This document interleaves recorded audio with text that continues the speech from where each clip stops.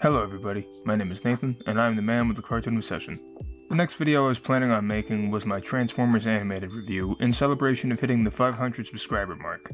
Unfortunately, I've been dealing with a family matter since just before Halloween. As of recording, this matter is still going on, and it's very time and energy consuming. As a result, that video will be pushed back. However, I still wanted to get one more video out this year, and since it's December, I figured a Christmas special review would make the most sense. I've had an extremely obscure special in mind for a long time, and I'm finally going to talk about it today. Before we get into that though, I would greatly appreciate it if you could take just a second to like this video and subscribe to the channel for more animation related content. Without any further ado, let's get into my review of the TV special, Cranberry Christmas.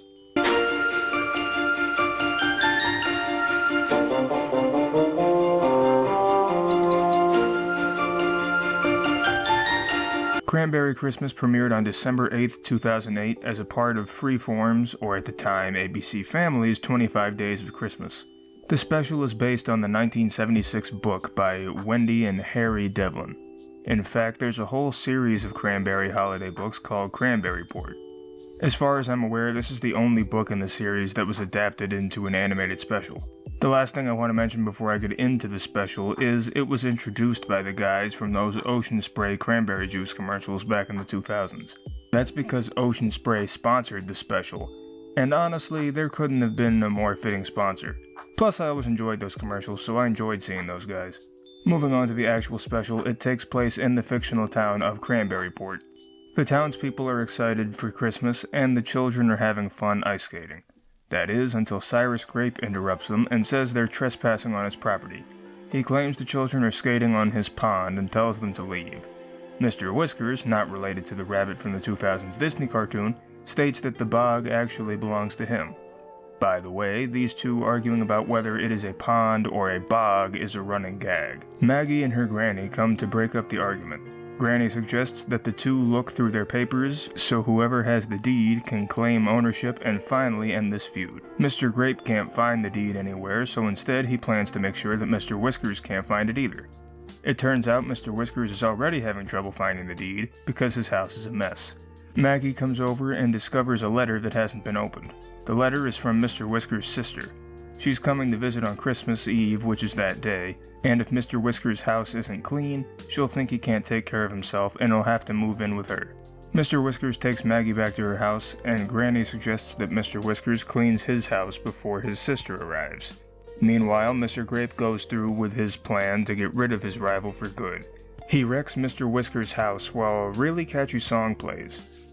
Watch out for Mr. Grape when he comes onto the scene. No doubt that sour grape will go and do something mean. Mr. Whiskers, Maggie, and Granny return to find the house in worse shape than ever. Mr. Whiskers knows it was Mr. Grape's doing, and he's ready to give up hope. Maggie finds a paper, but there's no time to lose, but that will be revisited later. The house needs to be cleaned, and Mr. Whiskers needs to pick up his sister. When he returns with her, he is surprised to find that his house is spotless. Not only that, but instead of wanting Mr. Whiskers to move in with her, his sister wants to move in with him. The next morning, Mr. Grape wakes up to find the children skating on his pond again. He goes to shoo them away when Maggie, Mr. Whiskers, and the sheriff show up. Mr. Grape tells the sheriff to make all of the trespassers leave, but it turns out the paper Maggie found earlier was the proof that Mr. Whiskers owns the bog. Mr. Grape accepts defeat, but Maggie invites him to skate with everyone else. He reveals that nobody invited him to skate when he was younger, which is why he wouldn't let anyone skate now. Mr. Grape becomes friends with everyone, and it's a happy ending for all. This isn't a new story by any means. A crotchety old man hates seeing children having fun and wants to stop it any way he can, but in the end he has a change of heart and everyone has fun together. It's been done before and since, but that doesn't mean it's bad. Plot-wise, the special doesn't take any risks. It doesn't do anything new or exciting, but the plot is still serviceable. It's standard Christmas special fare. The characters aren't special either, but the voice acting helps bring some life to them. The special features some staple voice actors like Jeff Bennett, who voices Cyrus Grape, and Rob Paulson, who voices Mr. Whiskers and the Sheriff. Another thing that helps bring the characters to life, specifically Mr. Grape, is his breaking of the fourth wall. He's the only one who does this, and I always enjoy a good fourth wall break, so he gets some bonus points for that. Silence! Paris Grape at your service. And I do so hope you enjoy your new home in the city. Hey, watch it! I also want to mention that Barry Manilow is the narrator and he performs the original songs for the special. The song that opens and closes the special is alright, but as I mentioned earlier, I think Mr. Grape's song is really catchy. I actually like that song a lot. It would be nice if there were some more songs, but since it's only a 22-minute special, I can't ask for too much. I like the art style as it looks like a children's storybook. It also seems reminiscent of something like Martha Speaks. As for the animation though, it's not great. It's not the worst that I've ever seen, but it still looks cheap. A lot of Christmas specials have subpar animation, so I'm not holding that against the special too much. I know it's not an excuse, but it really doesn't bother me as much as it may bother others. You know guys, I still remember watching this special when it first premiered. I always make it a point to watch 25 Days of Christmas as much as possible, and back then, it was a lot better than it is now. I won't say that I was excited to watch this when it first premiered, but it was fun to see a brand new Christmas special at the time. This special seems to have been largely forgotten. It never got a home release, it was never put on streaming platforms, and I'm pretty sure it was never a part of 25 Days of Christmas again after the year it premiered.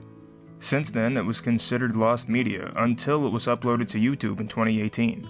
I can see why it was lost for about a decade. While Cranberry Christmas is inoffensive, it's also unremarkable. I don't have any attachment to the Cranberry Port books, but those who do might feel differently about this special. It might not be the most exciting Christmas special, but I always enjoy talking about these lesser known ones, and I'm always on the lookout for more. Overall, I give Cranberry Christmas a 6 out of 10. In my opinion, it's fine, and it's not a bad watch if you're looking for something a little more obscure this holiday season. Christmas is just around the corner. It's just around the corner. Thank you guys so much for watching the video. If you have any other cartoons, anime, or other animated works that you want me to talk about in the future, please let me know. After all, it's not my channel, it's our channel.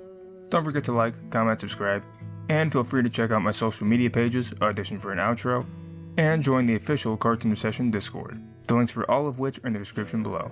Thanks again for watching, and I'll see you all next time. Until then, happy holidays. I'm King Candy, Turbo from the Wreck-It Ralph, and thank you for watching Cartoon Obsession. Have some candy.